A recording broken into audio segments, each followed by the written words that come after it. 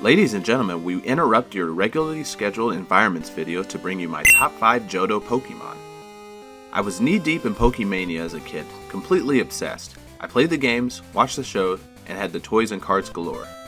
I couldn't wait to see the first movie in theaters, but while I was watching the Pikachu short before the movie, I noticed a couple Pokemon I'd never seen before. Meryl and Snubbull sent the playground into a frenzy. What was this Peekaboo? And what was this ugly pink bulldog? He's evil! Our questions were answered with the new games, Gold, Silver, and eventually Crystal. I could spend an hour gushing on this generation, but I'll just say my favorite Pokemon games contain the upper echelon of my favorite Pokemon of all. This list is simply based on my personal choices, whether through type, design, or sentimental value. There's no objectivity here. You can yell at me about how my choices aren't competitively viable all you want, but I'm not Smogon. While Gen 2 definitely focused a little too much on the babies, it has some of the coolest and most nostalgic mon in the series. Let's jump right in.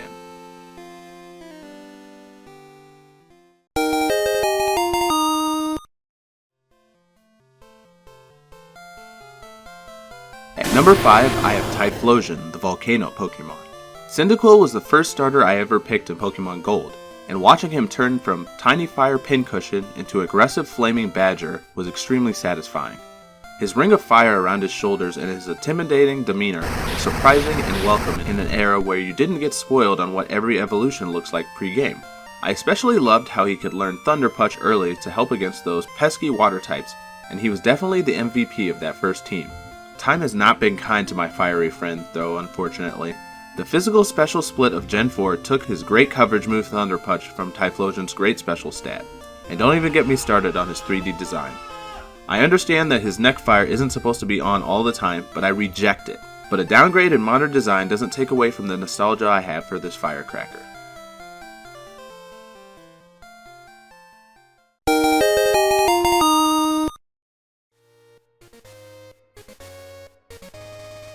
Number 4 is Lanturn, the light Pokemon.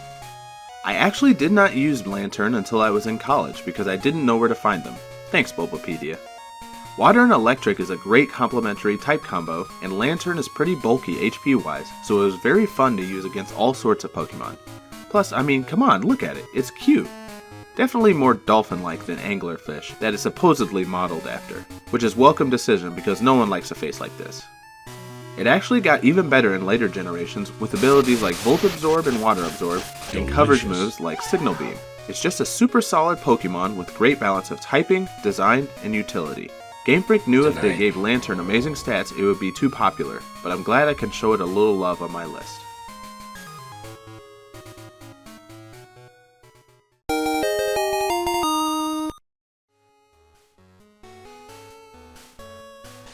Roaring in at number 3 is Tyranitar, the armor Pokemon.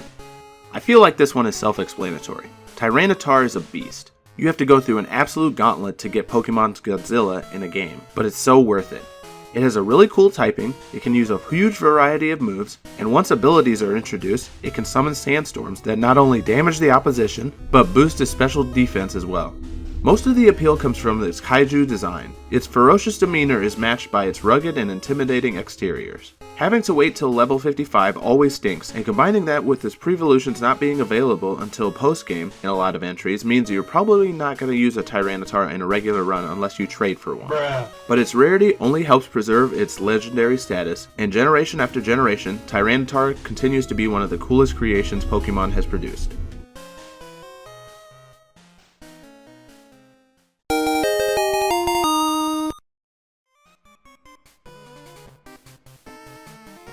Number 2 is the Demon Dog Houndoom, the dark Pokemon.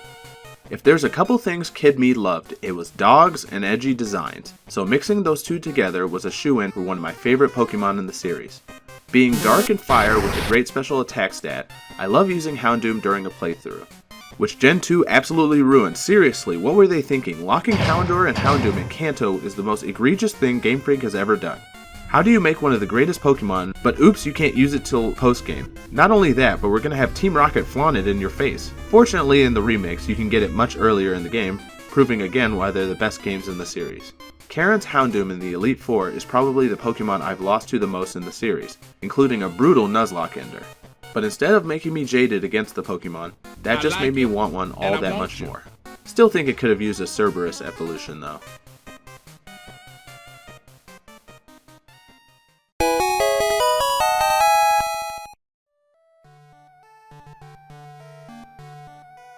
And at number 1 I have Feraligatr, the big jaw Pokemon. In the least surprising move of the day, I put the alligator Pokemon as my number 1 on the list, and as my favorite Pokemon of all time. Not only are gators my favorite animal, blue is also my favorite color. Feraligatr's evolution line is perfect. Tiny hyperactive croc baby, chubby angry gator mid-evolution, and monstrous dad crocagator. Feraligatr has joined me for more Pokemon journeys than any other Mon. Whenever I reminisce on Pokemon games I've played in the past, Feraligatr is usually there a part of the memory. Whether it was whittling down Ho-Oh to catch it, or ice punching Lance's illegal Dragonites, Feraligatr was the perfect partner. The physical special split helped Feraligatr in the same way it hurt Typhlosion, giving more options to his higher attack stat in combo with the ability Sheer Force. But even if it was the worst competitive Pokemon in the series, it would still be my favorite based on design and my loving nostalgia. In a series where designs can range from a pile of sludge to Gene Simmons' dog raccoon, I will take my Azure Gator every time.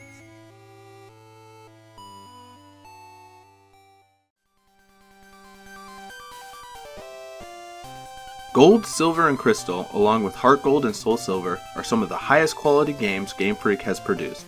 Johto is my favorite region, and while it introduced some of the least complicated designs, the Pokemon, especially these 5, are amongst the highest quality in the series.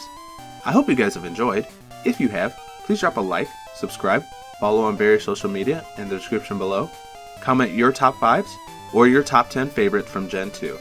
And as always, have a blessed day.